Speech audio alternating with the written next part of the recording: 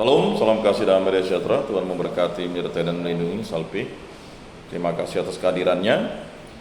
Mari kita memulai bimbingan penyuluhan dan katekesi kita dengan berdoa dalam nama Bapa dan Putra dan Roh Kudus. Amin. Allah Tritunggal Yang Maha Kudus, Engkau telah menyertai ibadat kami.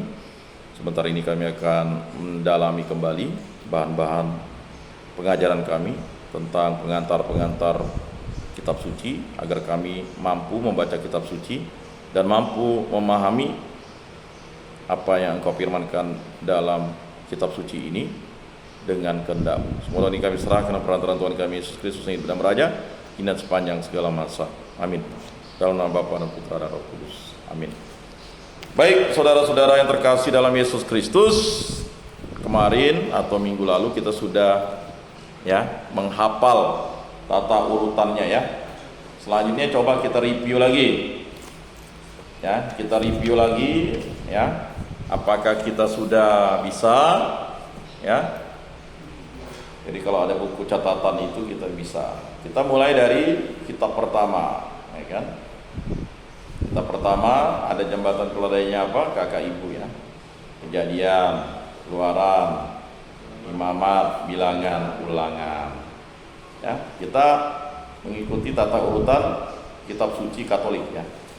Selanjutnya Yosua, lalu Hakim-Hakim, lalu Rut. Jangan membaca juga di situ ya. Jadi sudah 8 kitab yang kita tahu urut-urutnya. Nah, setelah Hakim-Hakim udah mudah itu. Setelah Rut pasti mudah, yaitu kitab kerajaan kan? Itu 1 Samuel, 2 Samuel, 1 Raja-Raja, 2 Raja-Raja, 1 Tawarik, 2 Tawarik. 8 tambah 6 berapa? 14. Berarti kitab ke-9 adalah 1 Samuel. Kitab ke-10 2 Samuel. Betul? Betul salah? Hah?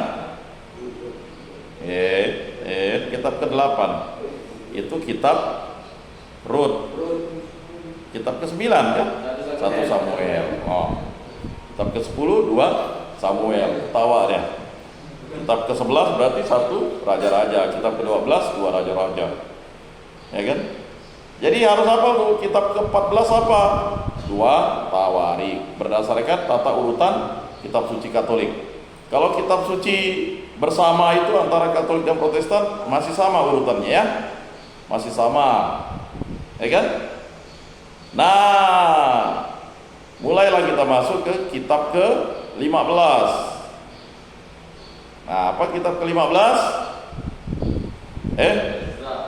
Ya, Ezra. Kitab ke-16 Nehemia. Jadi Ezra, Nehemia. Nah, yang membedakan ya antara kitab suci bersama itu antara Katolik dan Protestan itu adalah di kitab yang ke berapa? Ke 16 dan 17 ya. 16 itu Tobit, 17 itu Yudit. Betul? Ya, Tobit dan Yudit. Enggak, ya kan? Betul atau salah? Betul. Masa lupa kemarin tuh?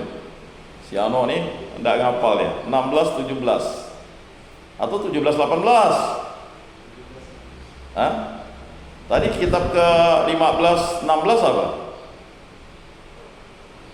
Hah? 15 Ezra, 16 Nehemia. 17 baru Tobit dan 18 itu adalah Yudit. Barulah kita ya masuk ke kitab Ester. Dalam kitab suci Katolik Ester itu adalah diurutkan ke 19. Kalau dalam kitab suci bersama di 17. Ya, gitu aja dia. Nah, udah mudah kan? Selanjutnya baru kita kitab ke-19, kitab ke 20 1 Makabe, ya kan? 2 Makabe. 2 kitab yang setelah Ester ini tidak dianggap sebagai kitab suci bagi Kristen Protestan. Maka kalau Katolik menganggap kitab suci. Jadi dia masuk seperti Tobit, Yudit dan 1 Makabe, 2 Makabe di Deuterokanonika, ya, dan dianggap apokrif oleh orang Kristen Protestan. Bagi kita apokrif adalah, ya, suatu kitab yang berwibawa tetapi tidak dianggap kitab suci, ya. Kalau mereka apokrif itu adalah kitab palsu, paham ya? Kalau kitab palsu disebut pseudo, ya, kitab atau kitab palsu. Kitab palsu itu adalah kitab-kitab yang bukan ditulis, ya, atau yang ditulis tidak berdasarkan, ya, suatu hal yang benar, baik urutan waktu maupun kejadiannya. Cocokologi, ya. Sedangkan 73 kitab itu sudah dikanonisasi oleh Gereja Katolik, oleh gereja sebagai kitab suci. Kanonisasi itu adalah penetapan yang dilakukan oleh gereja bahwa kitab-kitab ini adalah kitab suci, ya. Jadi seperti itu pemahamannya. Baik, 21 kitab setengahnya sudah kita hafal, ya. 1 Makabi, 2 Makabi itu adalah kitab ke-20 dan 21. Jadi dari kitab Kejadian sampai 2 Makabi itu kita sudah mendapat 21 kitab. Setelah itu kita masuk ke kitab, ya, Ezra, Nehemia kan sudah tadi. Kitab siapa? Kita mulai ke kitab ya, suatu sastra yang luar biasa, ya. Jadi kitab ke-22 itu adalah Ayub. Jelas ya? Setelah 22 tuh, kalau udah Ayub kita mudah menghafal yang ke bawah, yaitu Ayub, Mazmur, Amsal, Pengkhotbah, Kidung Agung, Kebijaksanaan. Sampai di situ dulu. Ayub, Mazmur, Amsal, ya, Pengkhotbah, betul urutannya? Kidung Agung, gitu, ya. Lalu itu masuk dalam kitab suci Protestan, ya. Tetapi kebijaksanaan Salomo atau kebijaksanaan itu tidak dimasukkan dalam kitab suci mereka. Jadi itu dianggap sebagai apokrif oleh mereka. Tapi kita sebagai orang Katolik itu adalah kitab, salah satu kitab suci. Paham ya? Nah, disebut kebijaksanaan. Dia lebih kebijaksanaan Salomo. Dan dia masuk di dalam Deuterokanonika. Jadi kalau beli kitab suci nanti, hati-hati, jangan menganggap kalau kitab suci Katolik kita mudah nyarinya. Tapi kalau kitab suci bersama itu masuk ke dalam Deuterokanonika. Urutannya pun agak berbeda Deuterokanonika itu. Memang Tobit, Yudit, habis itu apa? Coba lihat. Tobit, Yudit, lalu tambahan kitab Ester, kan? Lalu setelah itu Deuterokanonika. Iya, ya. Kebijaksanaan, lalu Sirak, setelah itu baru, lalu tambahan kitab Daniel, kan?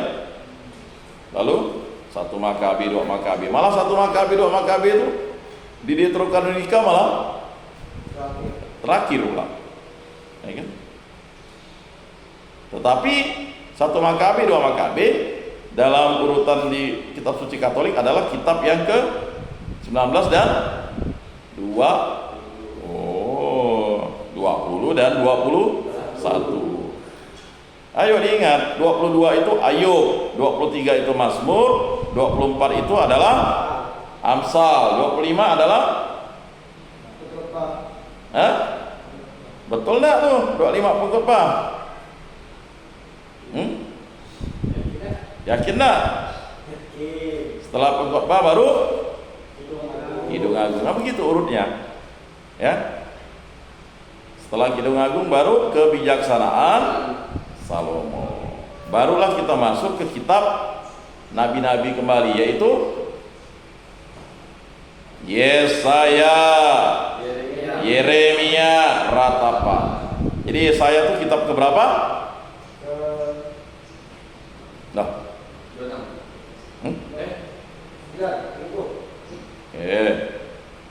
Coba hitung lagi. Ayub tadi kitab ke berapa? 22. Mazmur 23. Amsal 24. 25? 25 apa? Nah, Pengkhotbah 26. Kidung Agung 27. Kebijaksanaan Salomo. Jadi kitab yang ke-27 itu adalah kebijaksanaan. Betul atau salah tuh? Betul.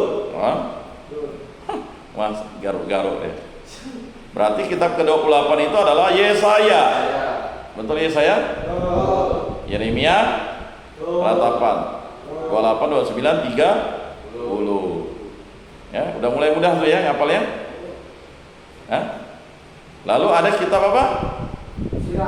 Sirak atau Yesus bin Sirak atau putra Sirak. Setelah Sirak apa? Baruk. Jadi urutannya di Deuterokanonika itu malah terbalik. Ya.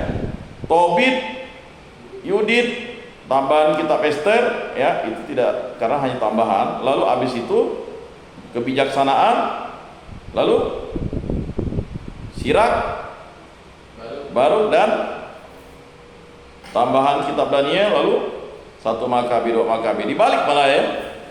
Padahal urutannya tidak begitu. Harusnya diurutnya 1 Makabi, 2 Makabi itu, ya, itu harusnya Tobit, Yudit, lalu 1 Makabi, 2 Makabi.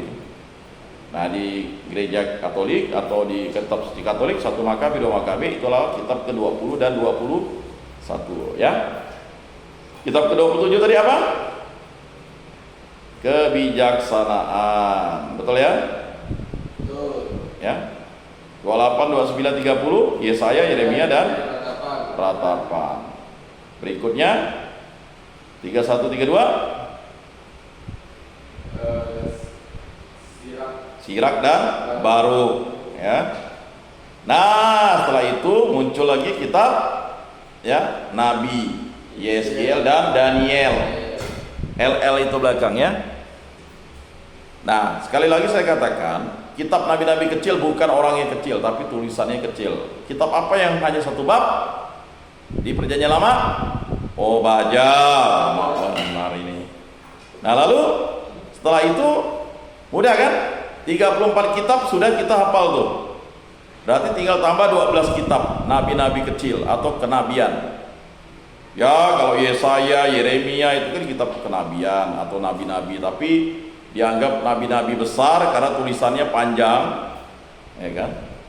Kalau nabi-nabi kecil itu tulisannya kecil. Itu hanya untuk membedakan, ya, memudahkan. Nah, sekarang sudah 34 kan? 33 Sirak, 34 Baruk kan? Nah, sekarang tinggal tambah 12. Yaitu yang pertama apa? Salah. Apa? Hoyo. Hosea. Yoel. Ayo hafal Hoyo. Hoyo. Lalu apa? Amos dan Obadiah. Hosea, Yoel, Amos, Obadiah, lalu Yunus, Mika, ya, jelas ya? Ayo, Hosea, Yoel, Amos, Obadiah, Yunus, dan Mika, ya. Betul atau salah tuh? Betul. Berikutnya Nahum, Habakuk. Habis itu Zefanya, Jeha, lalu Hagai. Setelah itu Zakaria, Maleaki, Jama, ya. Nah, udah hafal? 46. Sip, mantap. Kok sip enggak mantap?